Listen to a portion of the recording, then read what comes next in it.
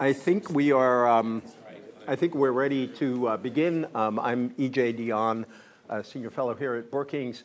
I moderate a lot of panels. I always say that the greatest insult ever directed to me was from David Brooks, who said, "My eyes light up at the words panel discussion." Isn't that a powerful insult? And normally, even when I have strong views, I try to be, to coin a phrase, fair and balanced about things. I just want to confess right up front, I'm not fair and balanced here because of my feelings about Norm and Tom.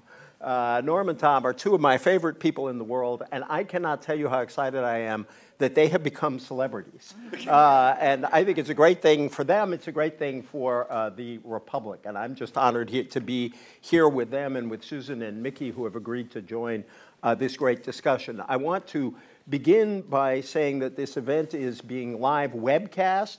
Attendees are encouraged to live tweet the event, the hashtag, I've never gotten to say that before, hashtag even worse is where you should send your comments. And books will be available for purchase and autographs at the conclusion of the event. Are there any other announcements I need to make? I think we can just go straight into the main event. Tom Mann is a senior fellow here at Brookings. He is the W. Averill Harriman Chair. He was head of the Governmental Studies program. He got his BA in political science from the University of Florida and his MA and PhD from the University of Michigan. So he speaks for the heartland of our great country. He actually grew up and he saved the automobile industry. Right.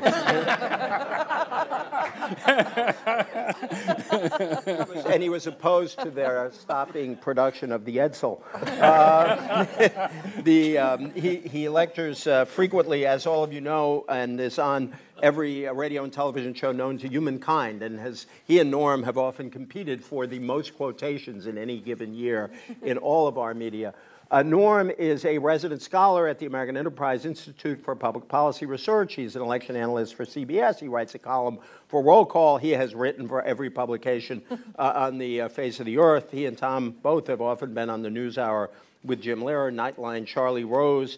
It is pure. He has, another Heartlander, a BA, magna cum laude from the University of Minnesota, and an MA and PhD from, yes, the University of Michigan, which is where you guys met. Yes. I just have to say that one of the reasons why I think that Tom and Norm got so much attention for that Outlook piece is because they have been spending their entire lives being so damn moderate and reasonable that when they get mad, there really must be something wrong. And so why don't I go to Tom and Norm first, and then I will introduce Susan and Mickey Edwards. Tom, it's a great honor to be your colleague. EJ, thank you so much. And Susan and Mickey, I really appreciate your coming and all of you for participating in this event. Norm and I have been friends and colleagues and collaborators for over 40 years. I know it shows on me, it doesn't show on him, but people often ask me when we collaborate, well, what's the division of labor? Finally, I got a book cover that pretty much lays it out. I mean, you see the subtitle, How the American Constitutional System Collided with the New Politics of Extremism. On the left is your Constitution beige, right? Slightly worn. On the right is that harsh color implying extremism. Mann's on the side of the Constitution. Ornstein is with the politics of extremism. So just so you have this straight. I've divided base already. I also want to announce that this will be our last public appearance before entering a witness protection program. I mean, maybe we should have followed the full script of Hans Christian Andersen and enlisted a child to blurt out, "The emperor wears no clothes." But we weren't smart enough to do that. Actually, what I want to say is the response to the first 10 days or so of, or less, of commentary. I learned what it means to go viral. It was a very instructive lesson from Norm's son. But it's been very heartening. Maybe 5% sort of really ugly hate mail, another 5% sort of constructive criticism, and 90% thank you guys for saying this. And prominent among the scores of people who emailed us, and we're in the 90%, are self-identified Republicans, ordinary citizens and some elected officials and party activists as well, and a fair number of reporters, both of whom take a little heat from us in this volume, and I'm actually really heartened by it. I think it's fair to say, too, that we feel each passing day brings more reinforcements of the argument we make in this book. The latest, of course, was Richard Lugar's defeat yesterday in Indiana. Sort of not so much the fact that an 80-year-old man who'd served, 7 terms in the Senate? Six was running for the 7th term, lost his election. These things happen, but it was the nature of the case against him, that he had collaborated with the enemy when the enemy was in the Senate. That would be Barack Obama, that he voted for Supreme Court justices nominated by Obama, that he supported President Bush's TARP program. It really is quite telling to see how his opponent undermined him by saying that he's gone over to the dark side. It tells us a lot about the problematics of our politics right now. Then we had that incident on the campaign trail. I think it was yesterday when in a town hall meeting setting, a woman got up and talked about the abuse of the Constitution by the president and allowed as how he should be tried for treason. Well, people make sharp statements. I remember John McCain reacting to a statement like that in 2008 and really just drawing the line and saying what kind of a person Mr. Obama was. In this case, Mitt Romney just passed it by. It wasn't, the sentiments are so strong, you don't want to confront or engage that. He said, when asked by a reporter later to be true, it's a, no, of course not, but it's not good. Third, the House Republican Budget Committee is now proceeding to do 2 things. One is to insist on lower overall discretionary spending than was agreed to in the law that came at the end of that dreadful process of holding the debt ceiling hostage. So unilaterally, they declared that a floor for cuts and not a ceiling. And now, as a way of avoiding the sequestration of the defense budget, have proposed a really remarkable set of additional cutbacks and means-tested programs of one sort or another. I even saw the calmest and most lucid and analytic of reporters, David Rogers of Politico, show his emotion in the course of writing about that. And of course, we had yesterday a successful Republican filibuster on the Senate Democratic plan for extending a lower student loan rate and financing it in a particular way. That's no surprise. I noted in the New York Times that this is the 21st successful Republican filibuster in this Congress. Now, most of it is not sort of, if you will, consequential, as the filibuster was in the first 2 years, because there is a Republican House in any case, and Democratic wishes from the White House and the Senate aren't likely to be realized. But the fact that it's been so commonplace and is taken for granted, and in most press reports, the word filibuster never is elevated to the story itself because it's so routine. It's a procedural motion. It didn't get the 60 votes it needed. It shows you how much the filibuster has become so routine.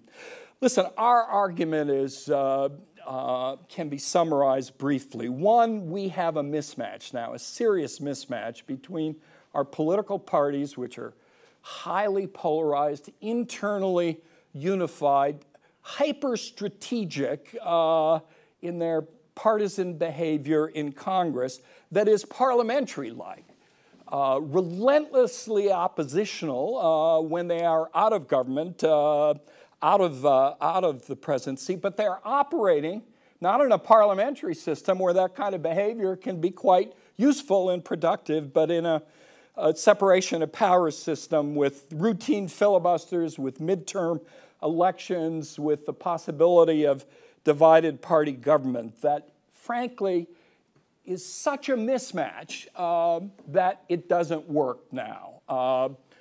The second point, the one that has gotten the most attention, is that the polarization that exists between our parties is not symmetric. There is one party that has really gone off the tracks, that has become an insurgent, that is more ideologically extreme, that rejects several generations of economic and social policy, stretching back as far as a century ago, that is scornful of compromise down at the level of the individual Republican identifier, who doesn't have much use for facts, for evidence, for science, and perhaps most important of all, that really questions the legitimacy of the opposition party and the extent to which they are real Americans.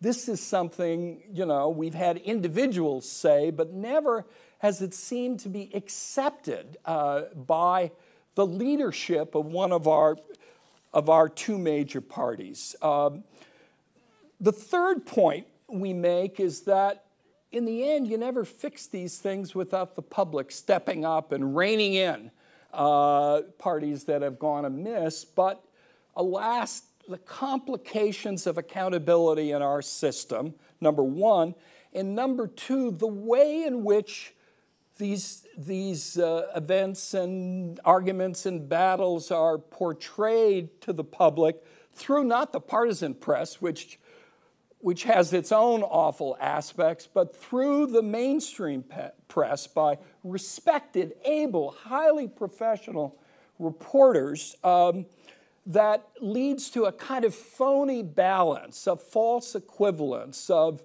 they both do it, they're both implicated. That, we argue, has the effect of demobilizing and disarming a public that might otherwise be in a position to do something about it. Thank you. Thank you very much, Tom.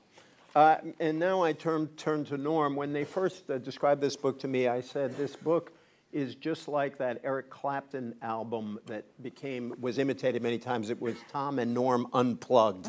And so I give you Norm Unplugged. Thank you, E.J. I actually want to start with a plug. This is not the only book which should be capturing deep attention by those who care about our political system. E.J. has a book coming out, which is marvelous, called Our Divided Political Heart. What's the subtitle, E.J.? The Battle for the American Idea in an Age of Discontent.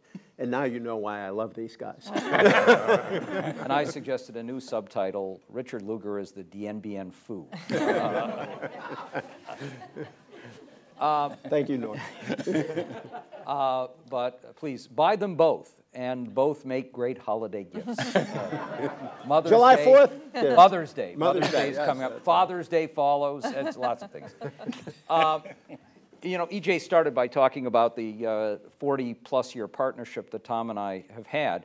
And over that period of time, we have tried very scrupulously to be fair-minded and not take sides, call them as we see them. But for me, it's always been a point of pride that I could go and give a talk to people and have some come up afterwards and say, we couldn't tell from that what side you're on. So 40 years we have done that, and writing this book was not an easy thing to do because that's going to change some. There are going to be some people who now see us, see me in particular, as having taken sides. So I often get asked, why did you do this? And I think the fact is, for both of us, we've spent 40 years building some capital and a reputation, and there comes a point where you feel you need to use that capital because the stakes are too high, the consequences are too great. And we both believe that we are at a really critical point in this political system. We face huge problems in the country, short-term and long-term. And if we are going to leech this system of problem solvers and end up with people who say things like Richard Murdoch, the new Republican nominee for the Senate in Indiana, said yesterday, which is, my idea of compromise is when they move to accept my position. If that's how we're going to be faced with making policy decisions that are going to be very tough and painful for Americans, as all major changes in social policy, whether they expand government or contract government, do, they disrupt people's lives, almost by definition. And you can't make that work and create a sense of legitimacy in a system where people face short-term pain for the promise that it will improve their lives or the lives of their children in the future. If we get rid of people like Richard Lugar in this process and emerge with people who have a very different perspective. And the fact that we have gone through a number of years where we've been moving in that direction and that people are not held accountable. There hasn't been a price to pay for obstruction's sake, for hostage-taking, and for a lot of other bad behaviors in politics, motivated us not just to write this book, but also to take on a press corps that we think has, to a much greater degree than it should, fallen back into a comfortable position of saying we report both sides. And I frankly think part of this is because we've seen the emergence over the last 20 years of fairly substantial and effective lobbies on both sides that may have started with accuracy in media, it moved to fair. Journalists, like most of us, don't like criticism. In fact, maybe more than most of us, journalists don't like criticism. And in particular, a mainstream press that has for many years been hit with the idea that it's a liberal press, to be hit hard from the right with the idea that you're tilting in that direction brings about a desire to overbalance. And in this case, it's an overbalance where the value becomes, as we've heard from many reporters, our obligation is to report both sides of the story. And my response to that is, all right, so if you have a hit-and-run driver, do you say that when the hit-and-run driver comes out and says, hey, it's his fault, he stepped into the crosswalk, that has equivalence with the victim? And that's not the obligation of journalism, it's to report the truth. And in this case, we have decided to report what we believe is the truth right now. And that truth reflects not a brief for one party. I have no desire to carry water for the Democratic Party. And I have no desire to simply turn the Republicans into a version of the Democratic Party. We need two vibrant parties that have different centers of gravity and that compete with a lot of vigor and bumping heads together, but also have an understanding of the nature of our political process. It's different from a parliamentary system. It is a system where if you are going to reach a level where people in this extended republic accept those decisions that are made, you've got to find some broad bipartisan leadership consensus. And that means collaboration. It doesn't mean, here's what we're going to do, and if you want to come to us, that's fine. If you don't, screw you. It doesn't mean we're going to obstruct because that's the way for us to get ahead, even if it brings significant damage to the country along the way. we got to shed some blood during the course of a revolution. It means something different. Our political heroes include people like Barbara Conable, to whom we dedicated, along with Pat Moynihan, our book several years ago, The Broken Branch. It includes people like Dick Luger. It includes people who have been very strong conservatives. If you read Lugar's statement after his defeat, which reflected some considerable degree of bitterness, but also was a very eloquent statement about what we need in our political process. And this was not a statement coming from a guy who said, hey, look, I'm just your everyday moderate. In fact, he said, people often said to me during the course of this campaign, why don't you just become an independent? And he said, I'm a Republican. I've always been one. I always will be one. I believe in the values of small government, less taxes, and all the things that reflect what conservatism was and presumably ought to be. But that's not enough now. And Jack Danforth said today, partly, of course, in reaction to Lugar's defeat, if we continue to move towards purity, we will move to irrelevancy. And along the way, the country, in effect, is going to go down the tubes. And that, I think, is a clarion call. And if you get clarion calls coming from people like Chuck Hagel and Alan Simpson and Dick Lugar and Jack Danforth, not just from us, that ought to shake people up about where we are and where we're going. And what we hope would happen, but has happened actually with a degree of penetration that astounded us from the Washington Post piece before the book, was that all that credibility that we had built up would get out there and resonate with people, that this isn't just a couple of people coming from one end of the spectrum saying it's all the fault of people at the other end. And this is not 100% the fault of one party. There's plenty of blame to go around in a lot of ways. But this really is the case of a system that has grown in dysfunction as one party has become, as we say, an insurgent outlier. And it needs not to disappear. It needs not to become so pure that it moves to irrelevancy. It needs to move back to where it was when we had a system that had plenty of imperfections, but that worked to solve short and long-term problems by finding ways to create legitimacy behind the tough decisions that it would make. Thank you very, very much, Norm. Just two things I want to say before I introduce Susan. The first is one of Norm's great lines that I've heard as they've been talking about this book is, if you want to understand the book, understand we believe Democrats have moved from, say, the 40-yard line to the 25-yard line, but the other guys have moved to some point outside the stadium altogether. And that is the kind of useful, I think it was, useful. The river. And the other is, apropos of journalists, a politician once said, look, we politicians may have thin skins, you journalists have no skins, which I've always tried to keep in mind. And so it is an act of both great graciousness and bravery that Susan Page has kindly agreed to join us today. Susan is the Washington Bureau Chief for USA Today, where she writes about the White House and national politics. She's won a slew of awards, the Gerald Ford Prize for Distinguished Reporting on the Presidency, the Merriman Smith Memorial Award for Deadline Reporting on the Presidency, the Aldo Beckman Award for coverage of the presidency, and a whole lot of other awards. She is a regular guest host of the Diane Rehm Show on NPR. She's been on PBS, MSNBC, CNN, and many other broadcast outlets. A native of Wichita, Kansas, she received her bachelor's degree from Northwestern, a master's in journalism from Columbia, where she was a Pulitzer Fellow. And she'll be followed by Mickey Edwards, who is a lecturer at Princeton University's Woodrow Wilson School of Public Policy and International Affairs. He was a Republican member of Congress from Oklahoma for 16 years. He was a member of the Republican leadership. He served on the Budget and Appropriations Committees. He's taught, in addition to teaching at Princeton, he's taught at Harvard and Georgetown. He's chaired various task forces for the Constitution Project, for us here at Brookings, for the Council on Foreign Relations. He is currently vice president and director of the Aspen Institute's Public Leadership Program.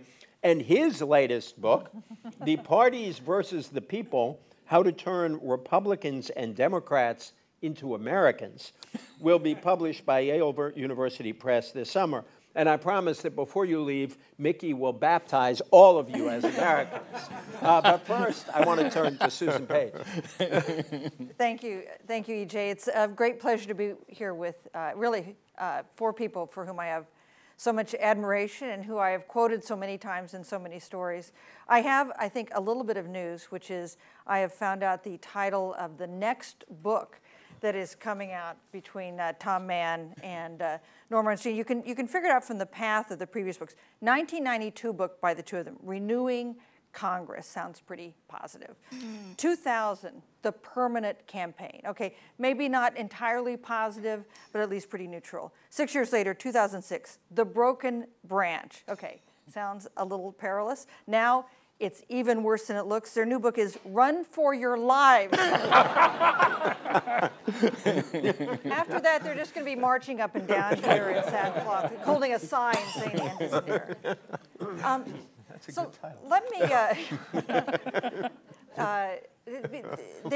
they take on many institutions in Washington and elsewhere. And let me just talk for a minute about some of the things they say about the news media, which is appropriate to criticize. There's a lot to criticize about how we do our jobs and how we ought to do them better. And they talk about fact-checked institutions. That's something that I think journalism is doing more of, things like truth-telling on TV ads. That's one thing I think a lot of organizations, including my own, is trying to do this year. I think there's been some move in the last few years to do what you just talked about, Norm, which is if someone says something is black and someone says it's white and you can tell that it's white, you shouldn't just say, he said it's white and he said it's black. And the two things that I think of, two specific storylines that have pushed journalists to be more willing to call someone as saying the truth or not, is the whole birther movement.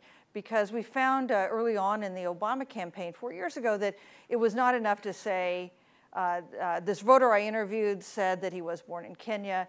Obama denies being born in Kenya. You know, that did not tell readers fully enough what the truth was.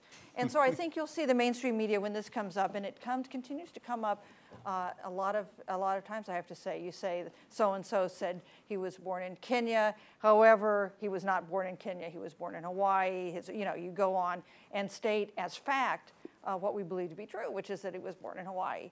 The other thing that I think has pushed journalism in the direction that you want them to go is climate change.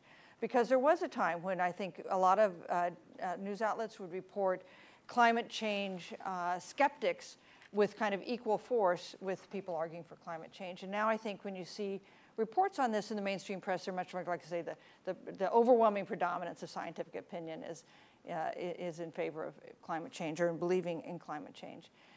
The one thing, you know, there would be nothing in this book to fault exactly, but the one thing I think might get kind of underestimated in this book is the degree to which this paralysis is a conscious choice by a whole group of voters. You know, if you look at the criticism that Richard Lugar made of Richard Murdoch and Murdoch's defense of himself, it's the same thing.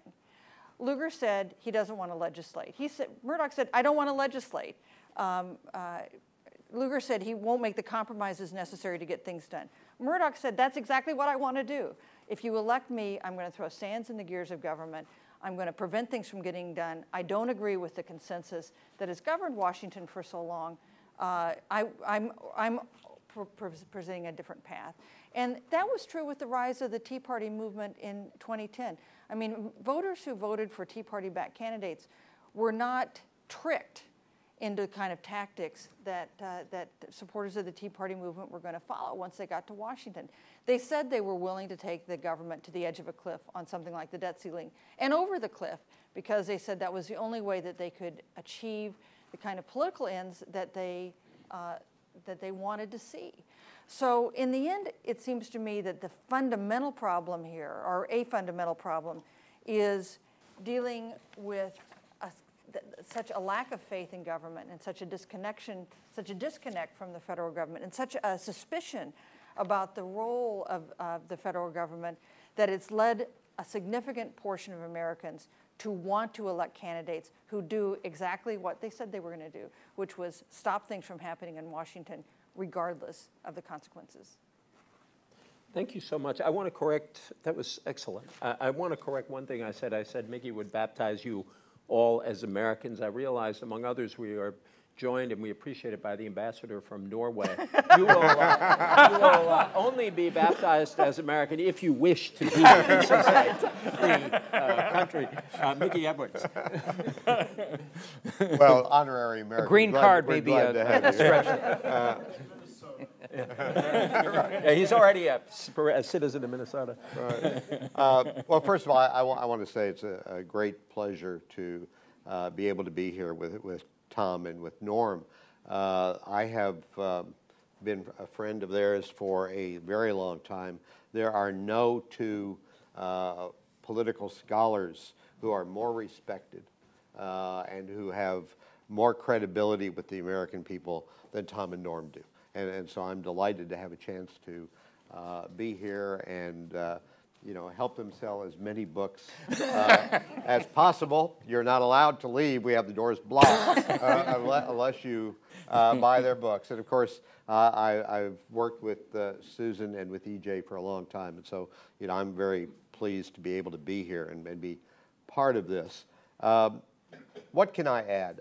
First of all, I agree when you talk about it's even worse than it looks. I agree with that completely. It is, if you really examined what is actually happening on the Hill in every conceivable way, how decisions are made about who gets to sit on what committees of jurisdiction, how decisions are made every day in terms of whether or not to allow opposition groups to offer amendments to the process. All of it, if you actually saw this in detail, you'd say it is worse than it looks. It is much worse. I would say there's a couple of things that I would add.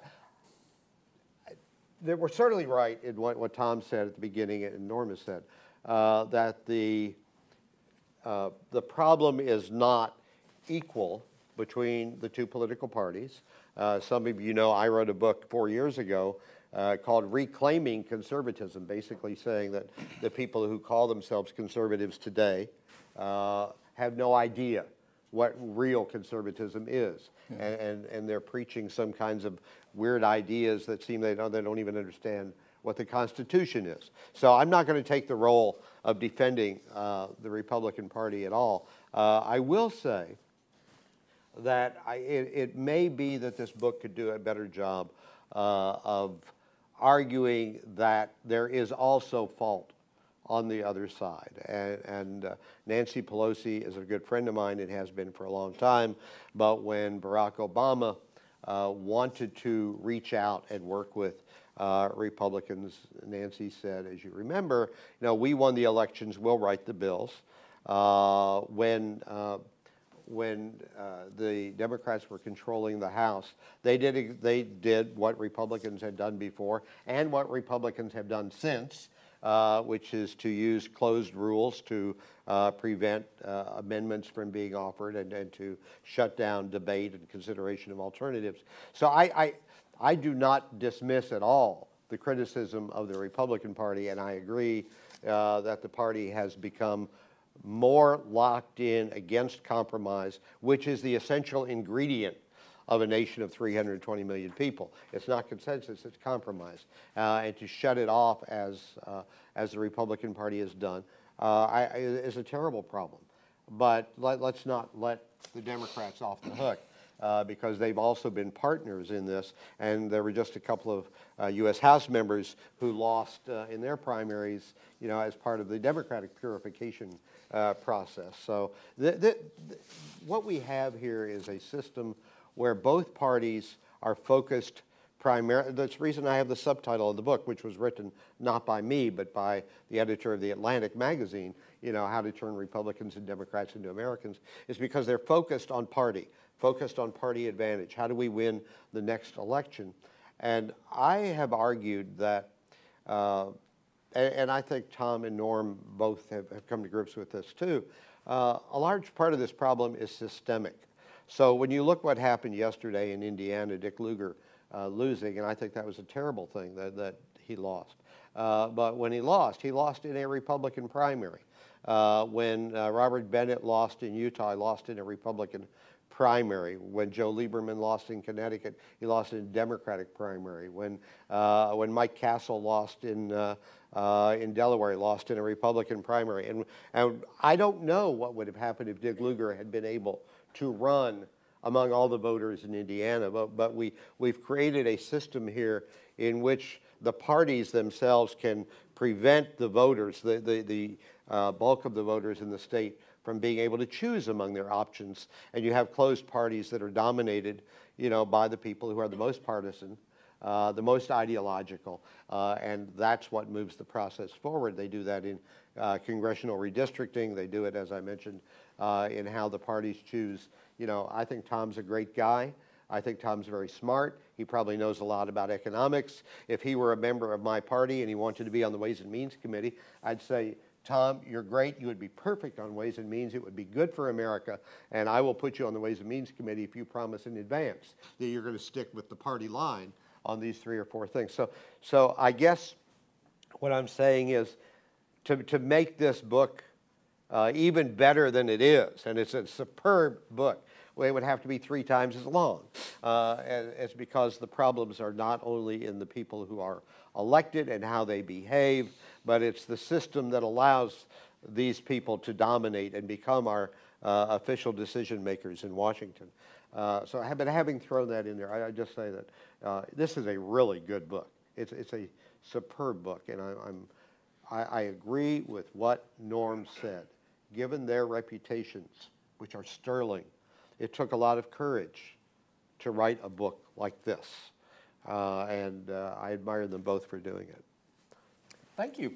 I'm such a contrarian, I feel like turning on my friends now, but I won't, I won't do that. I can't do that. But here's what I'd like to ask, and then I also, again, I want to remind people that, especially the people who are listening on the webcast, that they can send their thoughts using the hashtag even worse.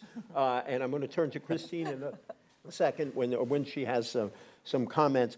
Let me start with a question to you, Norm, and a question to Susan. The question to you, Norm, is, I mean, Mickey has really laid out, in a sense, the question that probably lots of people want you to answer, which is, you have really singled out the Republicans. You say they are the insurgent outliers. And then Mickey sort of said, well, but the Democrats have done a lot of things wrong, too. Can you sort of explain why, and Tom as well, if you want to come in on this, but Norm had expressed an interest in answering this question before, that why the Republicans really are different. And then to Susan, and I'll just give you some time to think about it, I'm sympathetic to, I mean, I write an opinionated column, so it's easy for me, but I'm sympathetic to their critique of the press. And here's what really hit me this morning when I was looking at the coverage of Lugar, which is, during this primary, Dick Lugar was regularly described as a moderate. And I looked up Dick Lugar's rating from the American Conservative Union. Dick Lugar's American Conservative Union rating is 77%. Now, if that's moderate, that's a spectrum pretty skewed to the right, because he's already more than 3/4 of the way over to the right. And that struck me that the very language that reporters use ends up being a concession to a radically changed situation, and it doesn't even acknowledge it. So I'd just like you to sort of think about that. But Norm. Thanks, EJ. Let me see, I didn't want to say good things about our panelists before they spoke, because it would seem like I was tilting the process. But it's just a thrill to us to have both of these people here. They're role models for us. And Mickey, I could add to that pantheon of heroes. From the time he was serving in Congress, when he was a contrarian, because he stood up for the Constitution and for Article 1 at a time when his colleagues were trashing it for their own political purposes. So he really is a true conservative and the kind who we used to have who solve problems. And Susan's the kind of journalist we used to have a lot more of. So having said that, a lot of what Mickey said is true. There are no angels here. And Democrats have manipulated the process, dispensed with the regular order when they felt it was in their interest, particularly during that 40-year period when they were in the majority, and especially towards the end of it, became arrogant, condescending towards the minority, misused the rules, often would use a proxy power in committees to have one person show up and throw out every minority amendment, even the good ones, just because they could. So, it's not as if we're looking at angels versus devils. but there really is a difference. And one way to express that difference is if you look at what happened after 2000. George W. Bush gets elected after the most controversial election, at least in 100 years, 36 days to decide it, a Supreme Court 5-4 decision to put him in, no coattails at all, and in a very weakened position. And lost the popular vote. Lost the popular vote. Just remind people.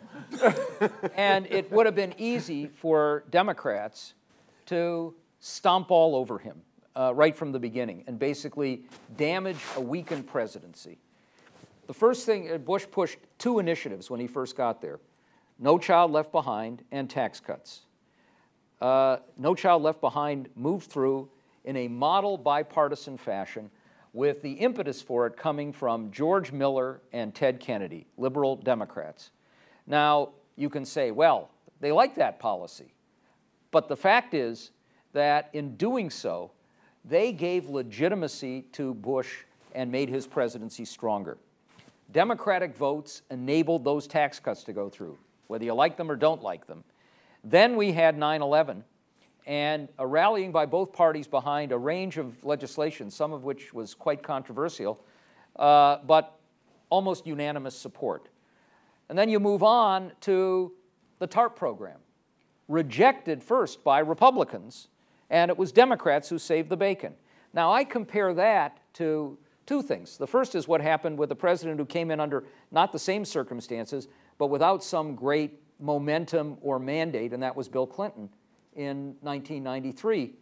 And the first thing that happens is every Republican votes against his economic plan in both houses, acting like a parliamentary minority, and then a whole series of programs, including the health care plan, where there was a conscious effort to make sure he couldn't get what he wanted. Now, it's also true that he couldn't keep his own Democrats together, and they have some culpability, but a very significant difference. And then you move to 2009. We have a president who's been elected in a landslide with enormous coattails, a clear sign of where the public, what the public wanted, a president who comes in with a 70% approval rating and the worst economy since the Great Depression. 3.5 weeks into his presidency, he has his economic program, the stimulus plan. Now, you can argue, and I think Mickey would, that that was a plan largely hatched in Democratic rooms, but it also had more than 1/3 of it, almost 40%, as tax cuts. And the single largest tax cut was the extension of the alternative minimum tax, which came from Chuck Grassley, who ultimately voted against the plan. 3.5 weeks in, not a single Republican in the House votes for it, and 3 in the Senate, not including those who had most of their amendments added. And then we move on from there to not a single one voting for any significant initiative. Now, that to me represents a difference, and a difference which suggests a willingness to try and figure out how you can solve some problems, even if there are other places where you want to stomp on the president with jackboots, and Democrats did that with Bush at other times, but a real contrast between where the 2 parties are now. So there are no angels here, but we really do have one party that is not that far from the midfield area, although it's moved, and the other party that's behind its own goalpost. Do you disagree with any of what Norm just said, Mickey? No, I think the problem is with both sides. But as I said, the Republicans are worse. I don't like the goalpost framing, because it depends on who decides where the middle of the field is. Right.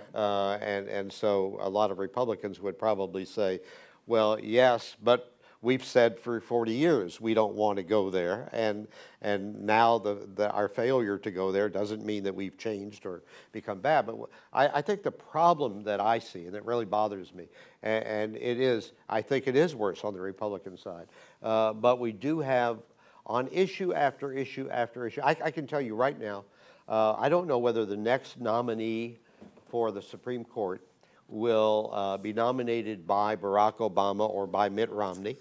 I don't know who will get the chance to make that nomination, but I will tell you now, and nobody in this room knows who it will be, but every Democrat if it's Obama who nominates that person, every Democrat will vote for him or her, and every Republican will vote against him or her, because that's the situation we've got, is that it all comes down to my club against your club.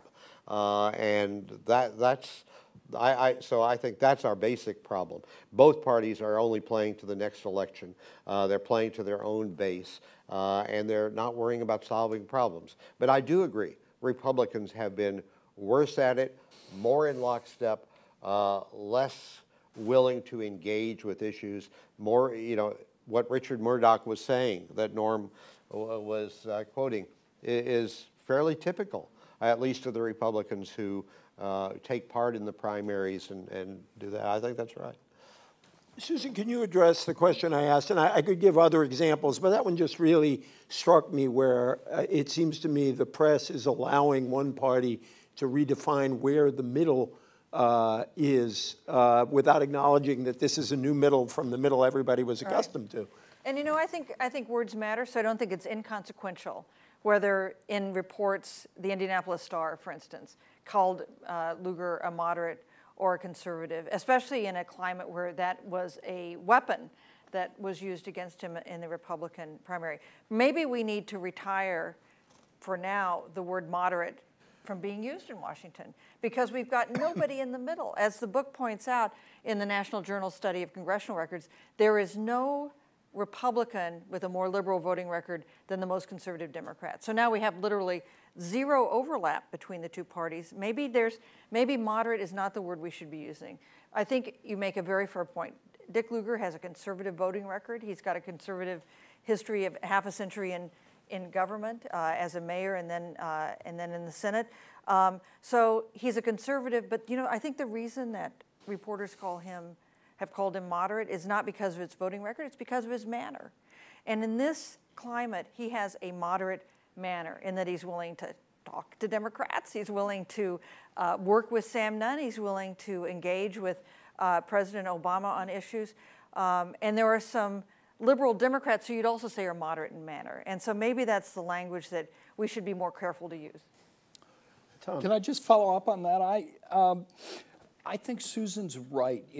It's about more than ideology. It really is. And if it would be a mistake to say this is nothing but the ideological polarization of the parties. It also has to do with sort of process of politics and a belief in the legitimacy of the other side and a willingness to engage in real give and take. I mean, Barney Frank got along pretty well with his ranking Republicans, Spencer Baucus, but Baucus leveled, once they finished in committee, even though many of his ideas were included, I can't possibly support you on the floor because sort of my party has a strategy. It's a political strategy that I can't do anything about it. But Mickey's right. There is a broad dynamic at work here that affects both parties. There's just no question about it.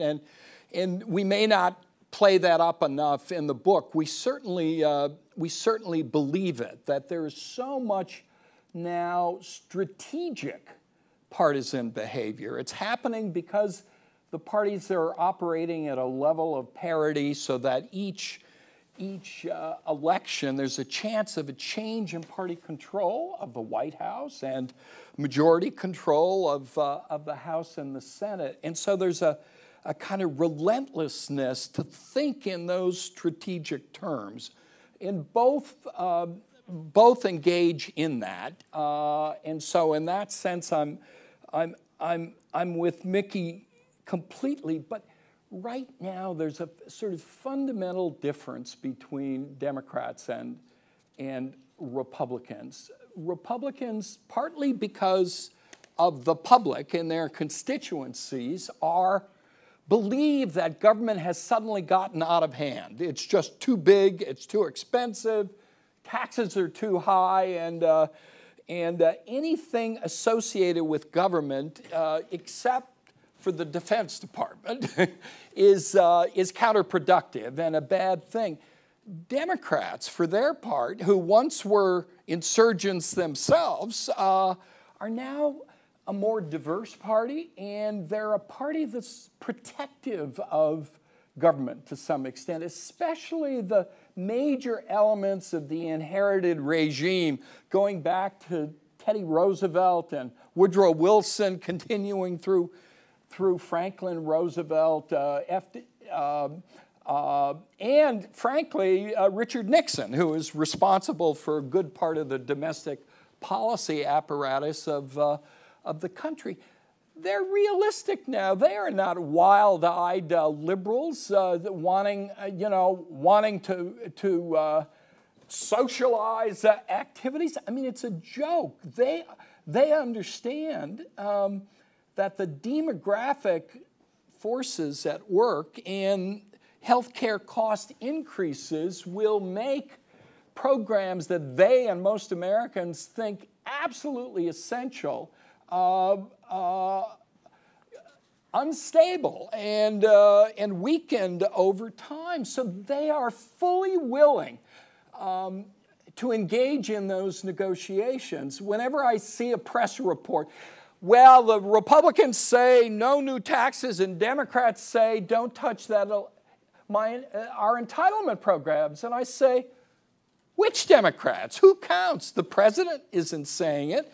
The leadership of the parties are not saying it. They're perfectly prepared to negotiate. But sort of everyone understands, if you're serious about deficits and debt, you don't begin your program, and as Paul Ryan has, with major new tax cuts, and then imagine how you're going to sort of put that together in the end. And so I think that is a sort of fundamental difference. Democrats are protective, and therefore their political incentives are to play the same hardball, permanent campaign hardball, but they're not prepared to put at risk the full faith and credit of the United States. They're not prepared really to shut the government down. They just won't do that because they believe government plays an important role. And I think conservatives, real conservatives, want the government that they have and not a bit more and that they need, but they're not wild and crazy about just dumping on that. And I think it's almost a radical perspective, not a conservative perspective, against one that's much more protective of government. And I think that difference is real. Thank you, Tom. By the way, I just want to throw out a theory which you can keep in the back of your head, and I want to go after to the hashtag Even Worse Caucus, where Christine will tell us have some comments. Just one theory, it's all Bill Clinton's fault. And I would explain that by saying that starting in the 1990s, moderate Republicans began leaving the party in large numbers in places like the collar counties around Philadelphia. And so the John Hines Republicans aren't Republicans anymore, and you've created an entirely different Republican primary electorate. Witness what happened in Delaware or Indiana. I'll just leave that there. Somebody can comment. Christine, thank you. Thank you. First off, the Twitterverse is loving Norm's pink socks. That's been a fundamental thing trickling up. I have two questions. One is from Robert Kelly, who's a student at American University, and he says, if there's a systemic problem, what changes of the system do the panelists feel are most appropriate? And secondly, Michael McVicker, who's also in Washington, he's a self-described aspiring policy analyst, and he wants to know, are voters getting what they deserve? And when are they going to wake up? Barney Frank, by the way, once told an angry crowd, look, we politicians are no great shakes, but you voters are no day at the beach either. A brave statement. Who wants to, you want to take either or both? Okay. No? Well, first, there are systemic problems, and half this book is about what not to do and what to do. But we have to start with an acknowledgement that this is not something that's going to be solved by tinkering with the institutions or even the institutional setup. To some degree, it's a cultural problem now, and it's tribal politics. And it's also built into a broader media system. You know, we can talk about the primary electorate, but the fact is that people like Grover Norquist and Rush Limbaugh and cable television networks and other talk radio have an enormous impact here. They both help to shape the zeitgeist and to create conditions where politicians who might otherwise be willing to look for solutions can't, because if they do, they're dead. And when you watch the degree to which political figures give obeisance to these individuals, even when they go wild, and Limbaugh has said some things that are beyond outrageous, you get no pushback. Because whenever you've had a political figure who just tries a little bit to say, gee, that was too much, they get their legs cut off. Now, what do you do when the new world of media basically tell us that the business model that works is the Fox News model, that somehow a network with an audience at any given time of 2.5 million people can make more net profits than all 3 network news divisions combined with an audience of 30 million people? And is that true? Yes. $700 million in net profits for Fox News last year, $1 billion it looks like this year, more than the 3 network news divisions combined, and CNN and MSNBC. It's enormously successful. And if they abandon that business model, if Fox News tomorrow said, all right, here's the new message from Roger Ailes, can't we all just get along? You know, we may not like what this president wants to do, but he's a good man and we can probably find ways to work with him. I will guarantee you that within a week, there would be a Wolf News channel that would take the old message, and the 2.5 million people at any given time, which is 20 million people through the course of the day, would all gravitate over there. And that's where the money making would be. So it's very hard to change this stuff. How do you create a new public square where you can at least share a common set of facts and then debate hammer and tong over solutions? That's a challenge, and we discussed that a little bit. At the same time, getting to what Mickey said, we've got to find ways to broaden the electorate.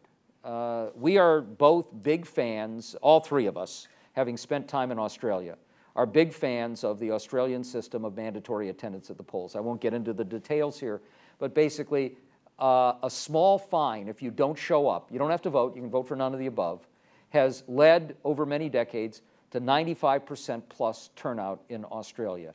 Now, high turnout is not an end in and of itself. The former Soviet Union had 95% turnout. It doesn't reflect health in a political system. Chicago can get to 110% on a good day. But what Australian politicians will tell you is, if you know that your base is going to be there, all of them, their base is going to be there, all of them, you don't focus on energizing and exciting and scaring the crap out of your base or suppressing the other side's base. You have to focus on the voters in the middle. And it changes the issues you talk about. They don't talk a lot in their campaigns about guns or gays. They talk about the economy, jobs, the climate, education, and things that matter. And they don't use the kind of language that we use in our campaigns because you'll scare or turn off the voters in the middle. Absent that, since we don't like mandatory anything here, I've now come to be a champion of a Mega Millions lottery where your prize, your ticket is your vote stub. And if you look at the last Mega Millions where people, camped out 3 days in advance to be able to get a ticket where, of course, let's face it, the chance of winning was less than being struck by lightning twice in a day, put a few $100 million into this and we'll up our turnout significantly. Open primaries, I think, are an easier way to move in that direction. A lot of things that can be done. And we've got to do some changes inside the system, including the filibuster. Can I add a word? Please.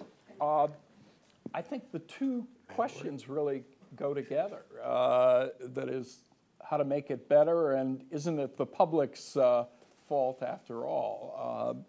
I think those things fit very well together. If you have a mismatch, if you have ideologically polarized parties operating in a separation of power systems, you can, 1, try to alter the parties over time, and that's what Norm's been talking about, ways of moderating parties, and the best way to do it is to expand the electorate as much as possible, because those who do not now participate are ones with less absolutely committed and polarized views, and you know, a reinforcement for Australia and the dozens of other democracies that have some form of mandatory attendance at the polls.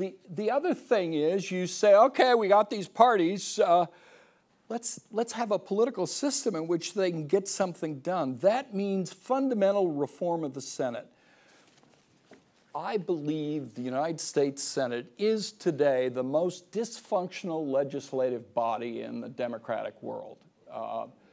The very processes that in the past, and I'm looking out at Senator Sasser here, in the past would lead people to come together across party lines to try to work out some agreement, now do just the opposite. They reinforce the absolute partisan divide between the parties, and individual senators have come to so abuse the individual wholes that frankly the sort of the partisanship and the culture is such that the Senate cannot function under its current rules, and that's a big change that's needed. One final thing, thinking of change and the public. Sure, it's the public's fault. They got frustrated and angry because the economy didn't improve, and they changed the team in power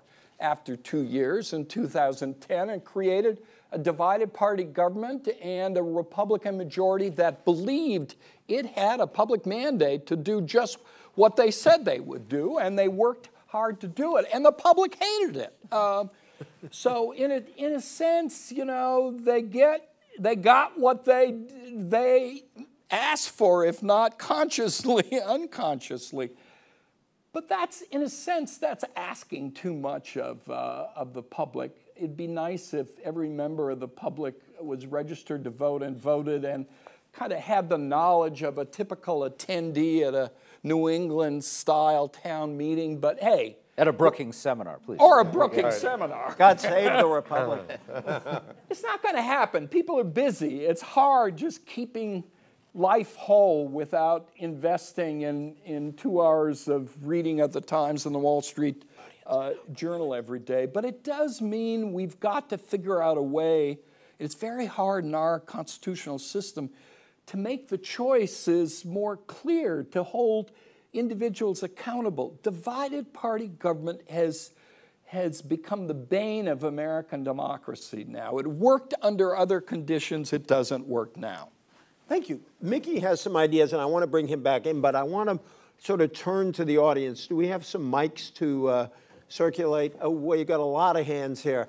Why don't you come up to the front? I've got 4 right up here. We'll start with Mr. Mitchell, and you can pass the mic back. Let's take it like 3 or 4 at a time. If you could all be brief. Don't necessarily do what we do what we say on this. I appreciate it. Yeah. Keep it short, Garrett. Thanks. I'm Garrett Mitchell, and I write the Mitchell Report. And I want to ask Tom and Norm about an idea that I think they've been leery about, but I want to try to put it in a different context. And it comes from 2 recent interesting perspectives. One from the field of technology and business, and the other from politics. Bill Bradley, in his latest book, is talking about the possibility of a third party, which is, as he describes it, a congressional party. It has no ambition or interest at this point in the presidency, but that it is beginning to offer alternatives at the congressional level. Related to that, I think, in my judgment it's related, but I want to test the idea here, is the renowned professor at the Harvard Business School, Clayton Christensen, who's introduced this notion of disruptive innovation, which, as you may know, was Andy Grove said, this guy really understands what's needed. The notion of disruptive innovations is very simply that if you want a disruptive innovation, you come in at the sort of lower end of the market and work your way up instead of trying to come in at the top. when we think about third parties traditionally, we think about them as parties that want to nominate presidential candidates, whereas if you look at Bradley's notion of a coming in at the congressional level only and just beginning to take a few seats this term and more seats the next term and sort of work your way up the food chain. And if you match that with Christensen's study of what were successful disruptive technologies, and by the way, that includes things like community colleges and their impact on four-year colleges. A, I'm wondering whether you see the linkage between those two ideas, and B, whether you think, given what Bradley is talking about, that it might get at what Mickey's talking about, which is the systemic problems that the system is stuck with. Thank you. Could you pass right back to the gentleman behind you there? Pass Senator Sasser, Ambassador Sasser. Mark Gruenberg from Press Associates. I'll be very brief. I'm going to take the subtitle of your book, which is Even Worse. What happens if even worse gets even worse? Where do we wind up? Do we wind up like Greece? Do we wind up with pitchforks in the streets? Or do we wind up looking like, God forbid, a developing country, or what used to be called a developing country? Thank you. And then there was one more back there, the gentleman right on the aisle. Thank you. This is a worker self-management audience. I'm Fred Altman, and my question is, are the extreme views, particularly of the Republicans, but on both sides, likely to lead to more repressive government? Wow, thank you. Now, I promised Mickey could come in on the ideas for reform questions, so you can answer any of these you want in the context of saying also what you wanted to say before. Well, the only thing I thought about Garrett's comment about starting at the bottom with the House, some of us don't assume that the executive branch is higher than the legislative branch. So, Hear, hear. I think you should start with the presidency and try to get a committee chairmanship. I did want to respond to the tweet we had, very quickly, what can be done about it, open primaries, nonpartisan redistricting, a nonpartisan speaker like they have in Great Britain and in Canada, nonpartisan staff like they have in Germany and in many states. There are a lot of solutions that can be implemented, and the ones especially like open primaries and changing the redistricting powers would make that's what happened in California, happened in Washington State. That can be done through the initiative petition. 24 states have initiative petitions in their constitution. It can be done. But I'm taken by the one about whose fault is it. I am now going to sound like Jimmy Carter. It's your fault. And here's why. I've had the chance to be on panels several times with Sandra Day O'Connor and listen to her. And she would say, by you, I mean the citizenry generally, by the way, not you. But we don't teach civics. We don't teach critical thinking. If you read Bill Bishop's book, The Big Sort, several years ago, Americans are now divided into self-selected insular groups where their friends are like they are. You only talk to people who think the way you do, who watch the shows that you watch, who read the columnists that you read. And so this is self-government, and self-government requires a certain kind of engaged citizenry, not only participating by voting, but by participating in serious, honest, thoughtful engagement with the issues, the questions of the day. And too many Americans, you all are here because you do the things you're supposed to do, but too many Americans don't do that. And that's a major part of our problem. We do have a political system that is a result of what the American people are supporting and the way they're living. And in terms of where will it end up, it could end up even far worse than it is now, and I hate to think about that. Although one strength of the book, it seems to me, is that it says, number one, there's no silver bullet. There's not one thing you can do. Americans elect is not the solution. A balanced budget at constitutional minimum is not going to fix things. But it also makes a case that it's not hopeless, and that there are a series of pretty achievable steps. I wouldn't put Australia in mandatory voting. You're going to start speaking with an Australian accent soon because you're so enamored of the idea of mandatory voting. It's not going to happen here. What's wrong with that, mate? Mandatory voting moved to Sydney. I'll just put another shrimp on the Barbie then. And, but there are things that some states are doing now and that are achievable that step by step kind of move you back in the other direction. So that is, on a book that sounds pretty apocalyptic, that's actually one of the messages by the time you get to the end of it. Yeah. Tom, Norm? Well, let me talk a little bit about a couple of these. First, what Gary said. I'm skeptical of third parties generally, and of course part of the problem is you can start at the House level. Given the nature of House districts, the ability of a third party to actually win seats, I think, is very, very limited, maybe over a longer period of time. And I would say if Jack Danforth's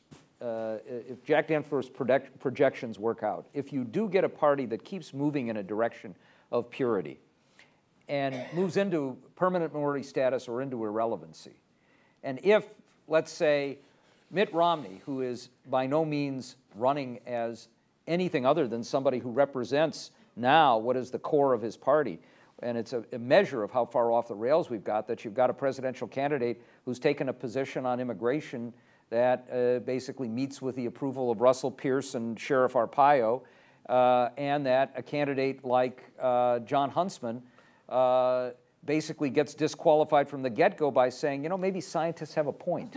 But if Romney loses, I think the conclusion of a good share of that base is going to be, see, we nominated another moderate, to use that word we don't want to use, and now it's time to really get the candidate that we want. If that happens, you're going to have a lot of voters who are not going to have a home. And, excuse me, at that point, one challenge for the Democratic Party is, can you occupy the middle enough that you will provide a home for substantial numbers of people there in the middle? Or do you decide not to, and then where do they go? And I don't know what happens under those circumstances. In terms of could they get worse, and along with those lines, one of the things that really scares me, and voters being the problem, a comment that Bob Inglis made to me, I don't think he would object to me saying it. Former congressman this from is South Carolina. You know, a very conservative guy by normal conservative standards who got rejected in a primary because he, basically two reasons. One, he voted for TARP and tried to keep us from going into free fall. And two, whenever he would go to town meetings and people would push him to say that Barack Obama was a socialist, what Bob Inglis would say is, look, I don't agree with him. I'm at the opposite end of the spectrum, but this is a good American, a good family man, a patriot who's trying to do the right thing, even if his ideas are not ones I believe. That was enough for him. But he said he was talking to a couple of longtime supporters of his, older voters, upstanding citizens, and he gave his little pitch, and they said, Bob, you know, we like you, but we can't support you anymore. You don't understand. What this president wants to do is bring in all those Mexicans over the border so that he can transform America into a Soviet socialist state. And you know, where do they get these things? They get them from emails being sent to them by their friends and relatives, which have a patina of authenticity and authority to them, even though they're utterly false and loony. We all get them. There isn't a week that goes by when I don't have somebody who's a very smart person send me an email and say, geez, I couldn't believe this. And I would say, there's a reason you couldn't believe it. It's utterly wrong. They say, but I got it sent to me by all these people whom I trust, and it sounds reasonable. How do you combat that? Factcheck.org and PolitiFact can take this on, do it once, and then the email may sort of go underground. They actually have started. I've forgotten what they call it. You got to keep doing it because mother-in-law called these me things about keep coming back. And the problem that we have is that this can create a level of tribalism where if we hit a real deadlock, then we really have a breach in the country, and it's impossible to heal. And Tom and I, among other things, did a long-term project on election reform after 2000. And the fact is we have not cured the problems in the election system at all. And one of the problems is that we're the only country that has partisan election officials. It is insane. It's like having the cap scheme tonight with the referees being employees of the New York Rangers. Who's going to trust the outcome or when the penalties are called? But if it were the other way around. Or if we had Vladimir Putin on our team. But you know, the fact is, if we have another election like 2000, and we have an evenly divided country, you're not going to have the half of the country that feels it got jobbed by the Supreme Court or by election officials saying, all right, you know, somehow we got to move on. They're going to take to the streets. And what happens after that could lead to repressive measures, or it could lead to a fracturing of the country. And we don't want to go there. We really do not want to go there. Hey, Tom, can you hold for a sec? I can bring in, you can get the first dibs. By the way, there is a plausible scenario where you get to a 269 to 269 tie in the Electoral College. And that's when you write the Run for Your Lives book, I think. From Australia. Where you will happily compulsorily Which is not vote. far enough away. Let's have a show of hands. Let me do one more round of several people. I went to the left side of the room, so let me go to the right side, or vice versa, depending on your point of view. This gentleman right up front, yes, sir. And then right behind you, sir. Hello, Lorenzo Morris, Howard University. When you look for an explanation, an external explanation of behavior in the more rigid leanings of the Republican Party, Norman Ornstein said that, well, you all said that it was the voters at some level, but that referred in particular to the Fox News profitability and the inevitability of money following the more extremist ideas in the media and elsewhere. So the question to me is, to what extent can that link of the money to the media be linked to the greater rigidity of the Republican Party, whether it is in campaign finance or elsewhere? If the public insinuation into the process is one that's facilitated by media guided and influenced by ideologically imbalanced money, is that going to have a greater reflection in the, or has it had a greater reflection in the current condition of the Republican and Democratic parties? Thank you. That's a great and highly relevant question. The gentleman right behind. By the way, I think the main takeaway from this is, what will the Onion do with the idea of wolf news? I can't wait to see. Please. Hi, I'm Eliza Newland-Carney from CQ Roll Call. Acknowledging that there is a conservative wing of the GOP that has gained influence, is it really fair to say that they represent the party as a whole? That's part one of my question. And two, is it possible that these folks play a valuable role in making it easier for moderates in both parties, including the president, to make the tough decisions about things like entitlements and taxes? Oh, now, there's an optimistic view. Thank you so much. And then right behind you. I noticed that Mr. Ornstein's pantheon of heroes, he called it, none of them are still in Congress today, or Mr. Lugar won't be in a few months. It seems that once they are on their way out or are out the door, Alan Simpson is a great example, they say all the right things, but when they're in or continuing to run, they don't. Olympia Snowe is another great example. What would you suggest that we do as a public, or others do, to encourage politicians who are in office to do the right thing, because it's the right thing to do? Tom, you can start on, and especially, I'm curious because you've done so much work on that money question, and then whatever you wanted to say before. And then I guess we're supposed to, are we close or past the time we're supposed to? Oh, good, good. I usually go over, so I was assuming I was. Time. We have many fascinating questions pending, most of which haven't yet been answered. Let me try to run through a couple of them. Eliza, no. The conservative wing is now the party. It's been embraced by the party. Its agenda has been embraced by the leadership. The chairman of the Budget Committee, Paul Ryan, a very able member, is the architect of that agenda, which would make every Tea Partier very happy. So it's indistinguishable. And they in no way provide cover for all those moderates who want to do the right thing. I don't think said people exist in the Republican Party. Listen, the answer is eviscerate Grover Norquist, no new tax pledge. That alone would free the Republican Party to engage in good faith, substantive negotiations. Everybody knows it. Our taxes are now at a historic low in the contemporary era, and they're going to go up sort of naturally. And if with the aging of the population, I guarantee you we'll be somewhere around 23% of GDP. Wouldn't it be nice if we could acknowledge that and say, what's the most sensible, efficient way to structure a tax system? Probably a progressive consumption tax directed in ways to accomplish a whole host of objectives. But as long as you have that pledge to which members sign, it's hopeless. The Republican Party cannot be a player in any constructive resolution of the problems confronting the country. Gary, there is no political space for a third party to occupy. It's based on a presumption we have two extreme parties and there is this great center to mobilize, and I'm deeply skeptical that there's room for such a party and it would really play a constructive role. Is it going to get worse than it is now instead of just looking worse? And are we en route to the status of Greece? Not at all.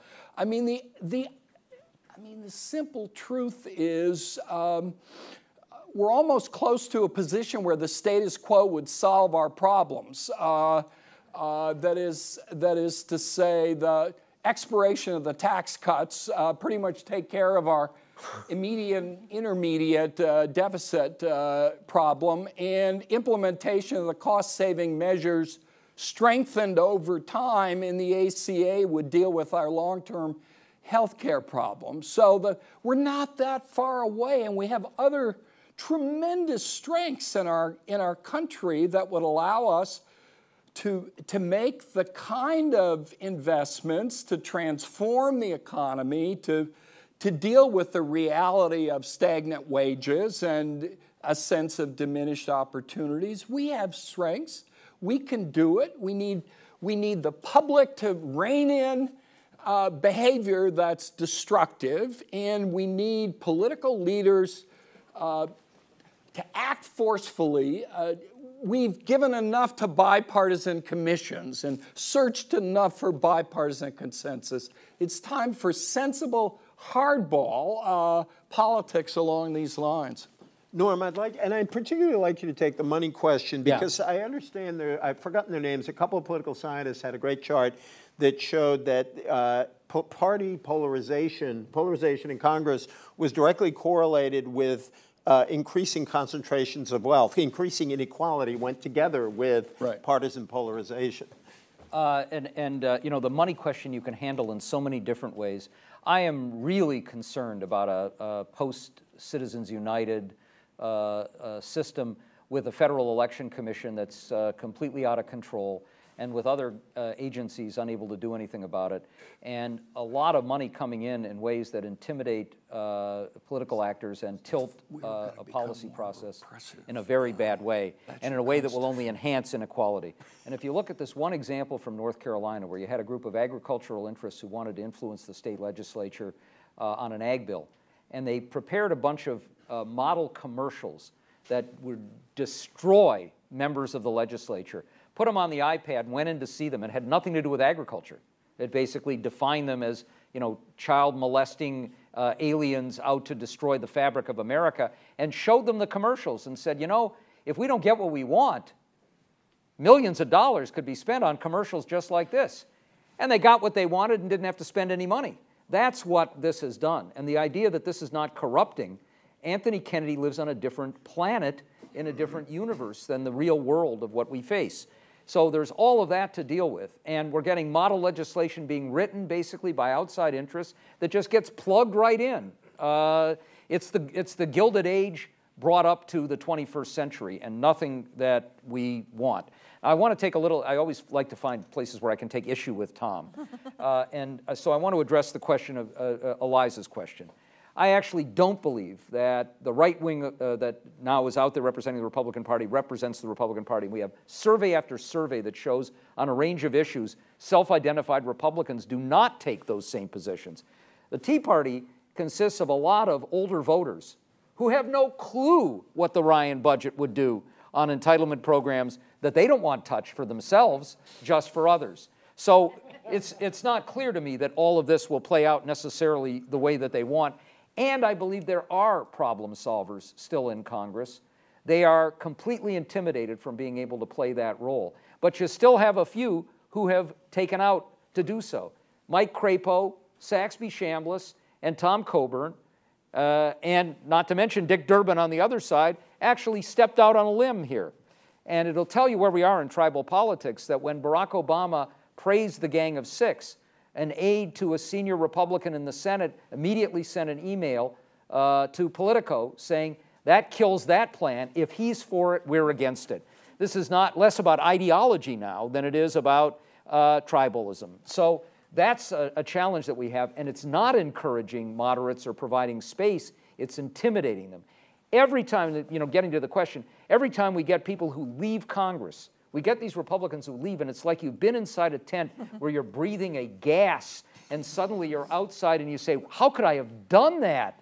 How could I have acted that way? So one of our ideas is to create a shadow Congress that consists of former members who span the spectrum, but who start with a common set of facts, and maybe have them debate not in the way that Congress used to, because Congress never was a great debating society, but genuine debates and discussions that aren't going to have huge audiences, but you can provide a model for how voters who yearn to have some real discussion of what our options are.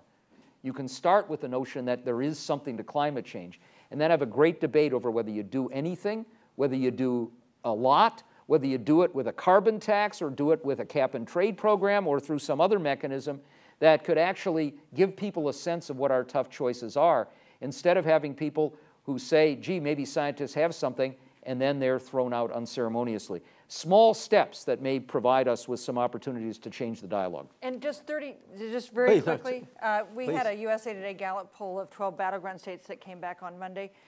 A third of Republicans, people who said they were Republican, not leaners, but people who described themselves as members of the Republican Party, when we asked them their ideology, called themselves moderates or liberals. A third of the party. And in this particular poll, for the first time, Republicans lost their enthusiasm advantage in the presidential race. And the reason they did was because declining enthusiasm among that group, moderate and liberal Republicans. So there's not a Republican in Washington who would describe themselves as a moderate or liberal, but a third of Republicans out in the country do. Yes. And then they lose primaries. Yeah. Well, there's that. Just to Eliza's point, Rahm Emanuel liked to say that the Republican Party is deeply divided between its small government wing and its no government wing. And I do think that is, there is a truth within that barb.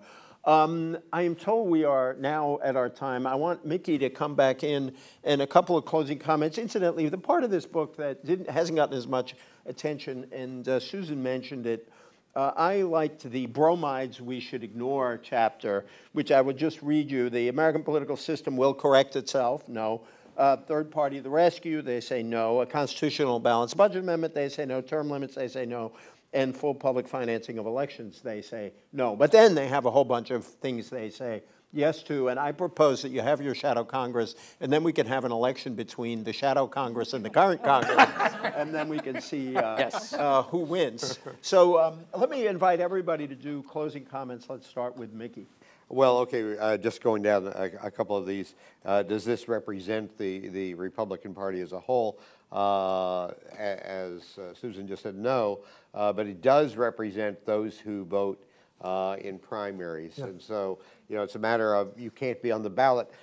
Every state in the United States except 4 has a sore loser law, which means if you've lost your primary, you can't appear on the ballot in November. Those need to go. But I mean, so it's the primary voters who are represented in the party.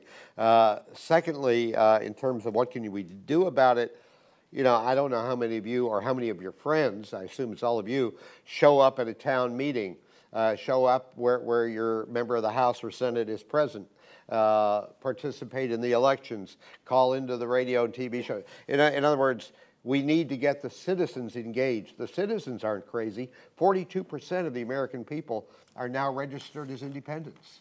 You know, they're fleeing from the party, but they need to be at those meetings. They need to confront. They need to be confrontational with their representatives and senators and say, we're not going to vote for you if you behave this way. The final thing, the question about, can it become more repressive? You know, I got to testify on behalf of the American Bar Association to a committee in the House when the previous president, announced, you know, through his various signing statements that he would decide for himself whether or not he had to obey the laws.